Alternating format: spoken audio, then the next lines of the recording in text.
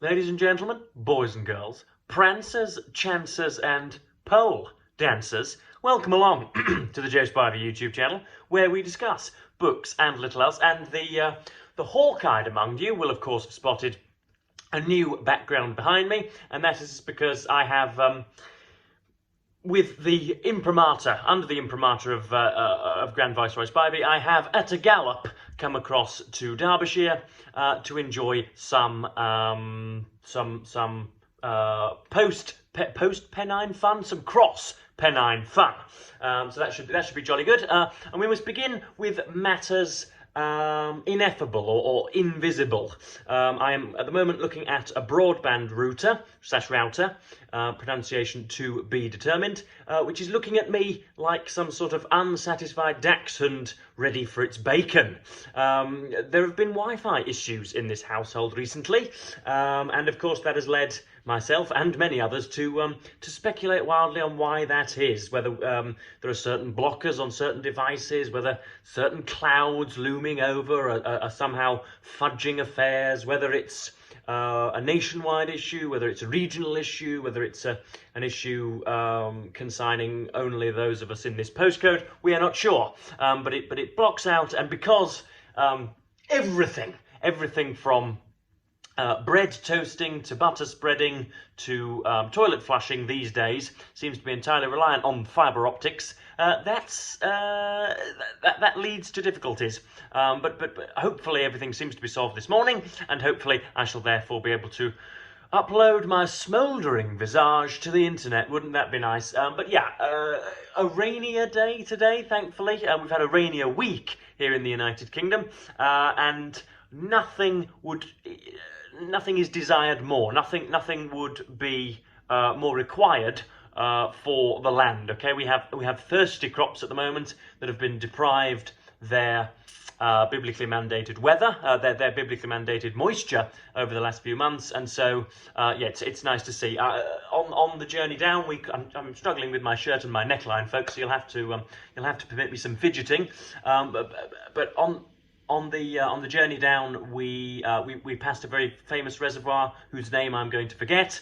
But in order to best convey the almost mini droughts that are taking place in this country at the moment, the national news corporations usually send their man down to this reservoir to gaze at its emptiness and its dryness and its sandiness, and we did similarly in our carriage, shall we say, if I'm going to keep up this Victorian leitmotif about Grand Viceroy Spivey. But yes, so I'm here, and I have been reading, believe it or not, and yeah, see, I am today going to be giving you what I used to term a random review, in which I've only just realised I've stopped calling them. But here we are. We have Anthony Seldon and Peter Snowden's book, Cameron at 10. Now, for those of you blissfully unaware, David Cameron was the Premier / Prime Minister of this Sceptic Isle between the years 2010 and 2016. And you can do with those years what you will. But he was again, to give you the sort of broad brushes, he was a capital C Conservative. From the Shires, almost. He was a typical hyper-privileged Tory, born with a spoon in his mouth, but who had a sense through muscular Christianity of public service, almost, but almost a kind of a grandiose aluminium-brushed public service. He felt that he had some sort of divine right to govern nationally. He was polite. He was logical. He was medium pace. He was suited and booted constantly, as I'm sure you can see. He was sort of kind in person. He was, in other words, honourable. And I will dedicate a good 10 or 15 minutes of this video criticising the man, but it must be said, in this gargoyle-riddled era of ours, in this cartoonish political time, David Cameron is rather like Keir Starmer and Emmanuel Macron, the sort of neoliberal normal ruler who simply wants to who simply wants to put forward parts of his agenda because he believes it will be best for the country. I don't think David Cameron was quite as meritable as that. I think he was a little bit more selfish, maybe, and a little bit more interested in stake forking and port swilling than anything else. But he was, he didn't want to have the country in his grasp, which seems to be a yardstick in the 21st century. This, of course, comes in the week in which Donald Trump has been visiting the United Kingdom in where is he? Ballymead for goodness sake, is it Turnberry? Is that the name of his golf course? I can't remember. But he has been there, and he has been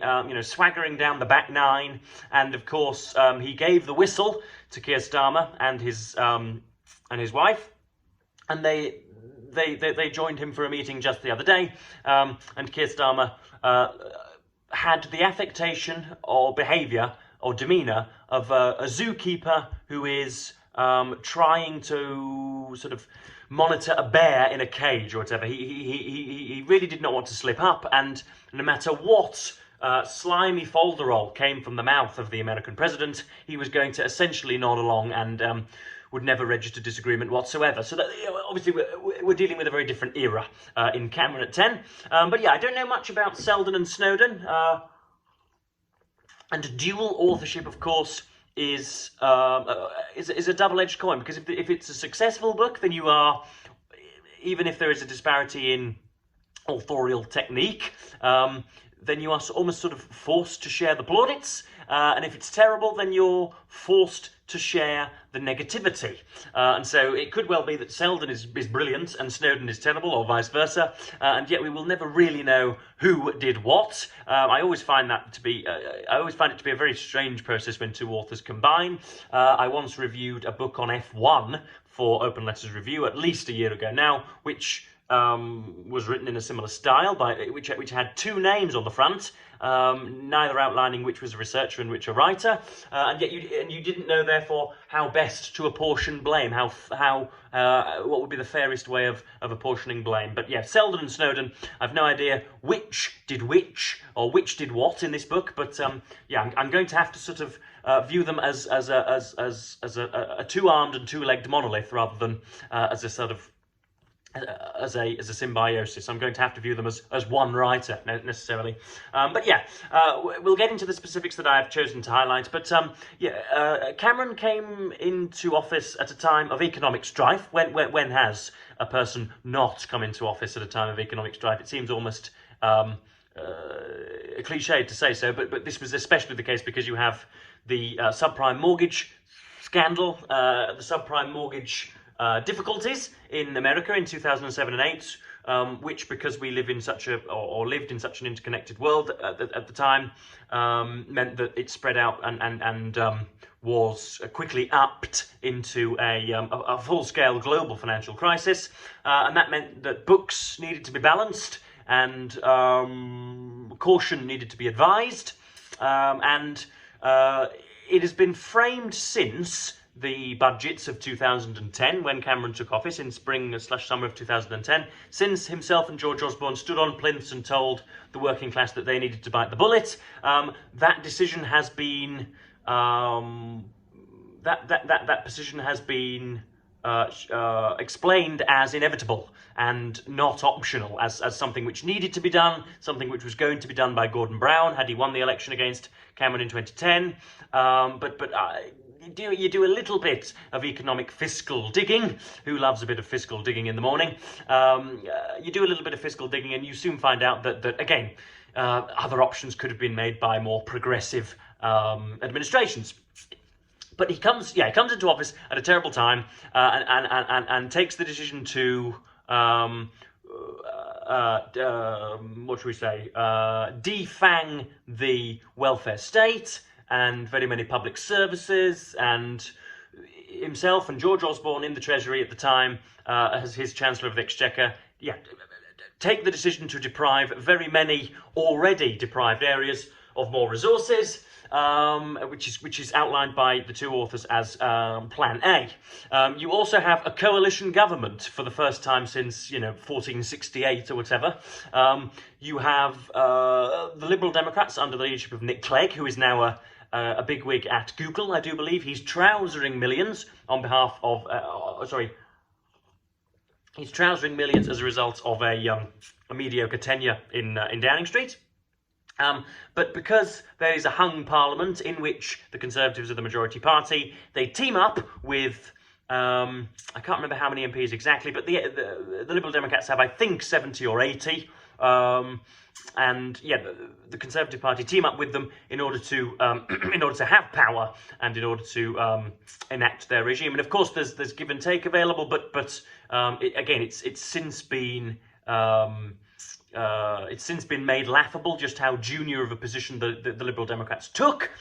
You have Nick Clegg promising in his manifesto to completely scrap tuition fees and then presiding over the increase in tuition fees. You have his promises about House of Lords reform going down the Swanee as well. And yeah, you essentially have maybe 2 or 3 of them having cabinet posts. And essentially, as I say, playing a very, very junior role. Indeed, a laughably junior role. But it takes us through, the writers take us through the first few months and years. I'm halfway through, so I'm up to mid-2012 to 2013. We've just had Boris Johnson's successful re-election to the mayoralty of London. And we have had the London Olympics, which went off very well indeed as well. So yeah, I'm not obviously at my best. I'm not at my most verbally dexterous this morning, but I hope that I'm summing things up reasonably well. I've been reading 10 to the dozen and feeling excellent, and yet I've clicked record this morning and do not feel quite myself. But this is okay. We can press on. This is fine. So yeah, we've got Cameron struggling with the difficulties of Libya and Colonel Gaddafi, the mighty Colonel Gaddafi in 2011. And then you have the problem of Euroscepticism in the Conservative Party and the Eurozone crisis. You have an economic collapse of Greece, of Portugal, of Spain and of Ireland, I think. 4 key countries, each with the Euro, who as I say, are on the brink of material dissimulation. For those of you playing Joe Spivey Verbal Bingo, dissimulation is worth 5 points this morning. And so Angela Merkel is trying to rush through treaties and amendments in the European Union. Britain is a member of the European Union at the time, and Cameron wants concessions so that Britain's thriving financial sector in London, can still survive, and he doesn't quite get that, and therefore he's a little irked by that, and that we are led to believe by Selden and Snowden that will affect UK-EU relations later on. So yeah, that's where we're at. His father dies, and he doesn't take a great deal of time off for that. In sort of 2010-ish. But the picture drawn of Cameron is of a technocrat, rather like Keir Starmer, somebody who likes to be around the detail. Again, that compared to very many domestic and foreign leaders today who have, the intelligence of an angle-point lamp. But Cameron really wanted to sort of, get his hand around the clipboards. He sounds compassionate, and yet, as I mentioned earlier in the video, felt that it was his divine right to rule. I think he's quoted as saying the key reason for him wanting to be Prime Minister was because he thought he would be good at it, not because he wanted to serve the country, not because he felt there was ideological pitfalls to be righted. He felt, he felt like it would be, it felt as if becoming Prime Minister would be getting his hands on the family silver at last. But I have 4 sections to read out and I must get to them, otherwise we shall be here all the day. But yeah, I've written here in the margin that the two parties were so aligned that a partnership between the Liberal Democrats and the Conservatives was very, very easy indeed. You have something of a consensus between them, and here we have it described. So you have Oliver Letwin, who, to the best of my knowledge, became a Conservative MP after this, but may not be at time of recording. who again outlines the differences between them, the similarities between them. Letwin estimates that 80% of the policies hammered out in the coalition agreement are straightforward because both parties have relatively similar proposals. The hardest concessions for the Lib Dems to swallow are retaining nuclear power stations and renewing the Trident missile system, which the Conservatives make clear are essential, but which the Lib Dems opposed in their manifesto. Both parties lose only some 10% of their favoured policies. The Conservatives lose out on inheritance tax, the West Lothian question, and the replacement of the Human Rights Act. George Osborne, the Chancellor, is sanguine about losing inheritance tax. He knows it would be portrayed by Labour as a bung to the rich, and has doubts about his ability to have got it through in his planned emergency budget. So that's the lack of squabble when coming together, because there was already something of an unspoken consensus between the two of them. You'll notice there how programmatic and how rather safe and potentially dry the writing is in here. Most people have a misconception on non-fiction about it being rather stale, and about it just being a question of dictating facts, and about it about reading non-fiction being simply a case of hoovering up all of the dates and the minutiae, and that is sadly confirmed in this book.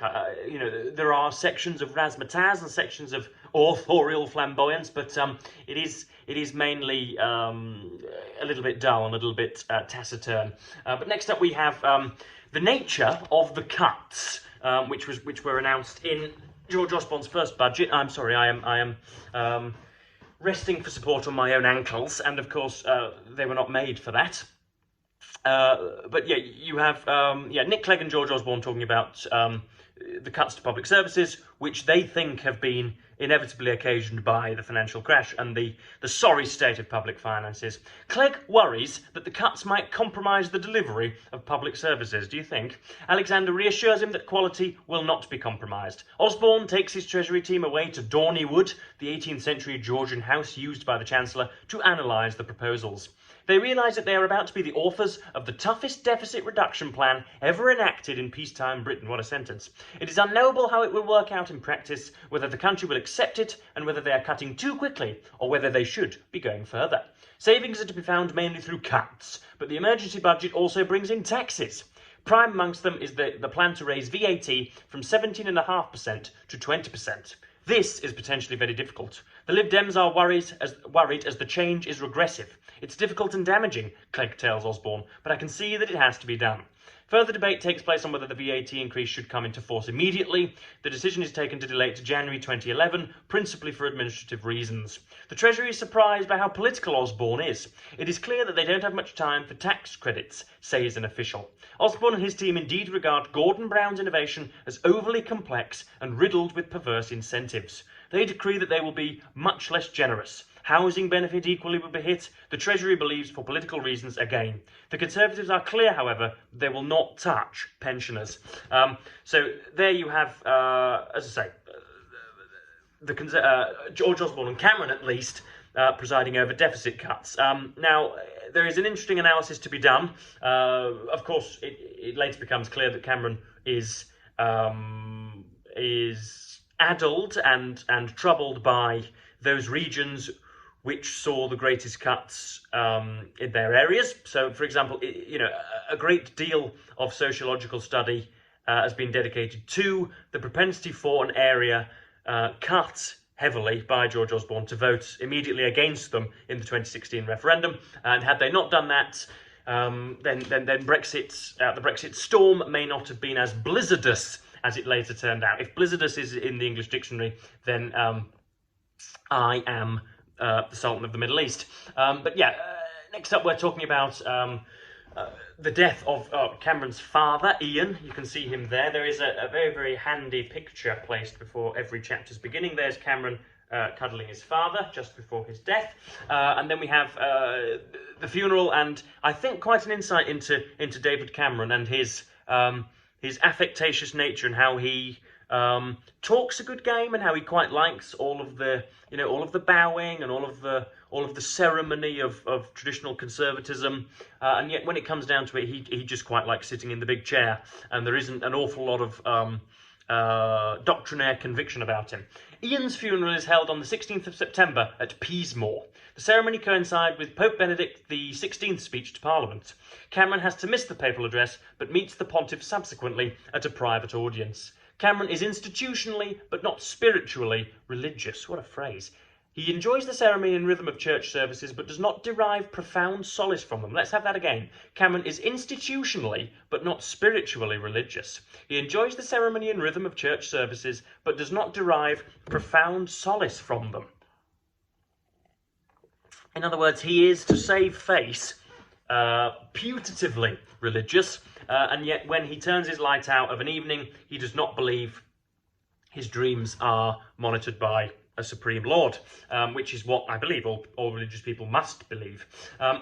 Anyway, next up we have the inability for the Conservatives to concede anything to the Lib Dems in government. So you have, as I've mentioned earlier, the AV referendum, which had completely slipped my mind. I'd forgotten it had ever taken place, or never knew that it had taken place, which was a vote on changes to voting systems, which is a rather tautological thing to go about doing, which is won by the status quo, and the first past the post system in Britain is confirmed and restored.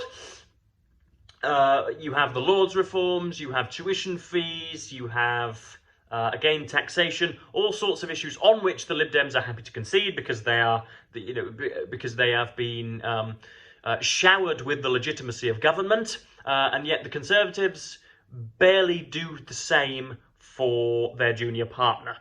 So having seen concessions given by Nick Clegg and his yellow Liberal Democrat mob, Cameron and Osborne very seldom return the favour. At the very heart of the coalition is a fundamental disequilibrium which neither party ever fully acknowledges. The Lib Dems hadn't seriously expected to be in power after the general election and need to prove their ability to be responsible partners in government. Conservative MPs had been very much expecting to win, and many blame Cameron for their failure to do so. They never totally accept the Lib Dems, and thus do not regard their demands as remotely legitimate. Some Conservative MPs think they can pick only what they like. We were never going to allow it. It isn't how a coalition operates. Those are quotations from significant aides. We're not supposed to cause trouble, we're not supposed to answer back. We had to constantly remind Conservatives they wouldn't be in power without us. That's Nick Clegg.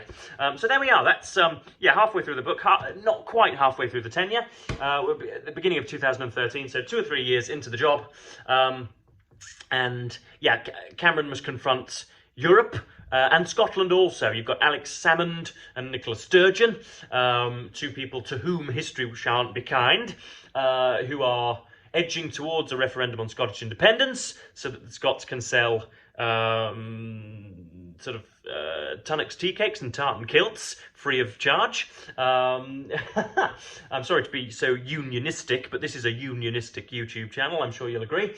So you've got Scottish issues as well, and then of course you have treaty-based disputes later on, and the inevitable referendum, which Cameron deals with in a rather louch way. Anyway, so that's the first half. I haven't been nearly on top of my game today. I don't know what it is. Some days I read a book, or sometimes I've read a book for 5 and 6 hours per day, and every bit of it, every node, every mind map, every point is perfectly concretized into the old thinker, and sometimes you switch on the camera and suddenly reveal, Christ, I've taken nearly nothing from this. And that, unfortunately, the latter is the case today. But I am nothing if not an honest content creator. So that's Cameron at 10. Thin and shorn, though my analysis may have been. I hope you enjoyed this, and I hope you have indeed reached the end of the video. A few more videos hopefully will be coming to you from the leafy undulations of Derbyshire. If not, then you know that I'm spoken for and being attended to. But yeah, hopefully there'll be still a few more in your YouTube feed from Joseph Edwards. So with that, I will of course thank you ever so much for watching BookTube, and as per usual, bid you the fondest of earthly farewells.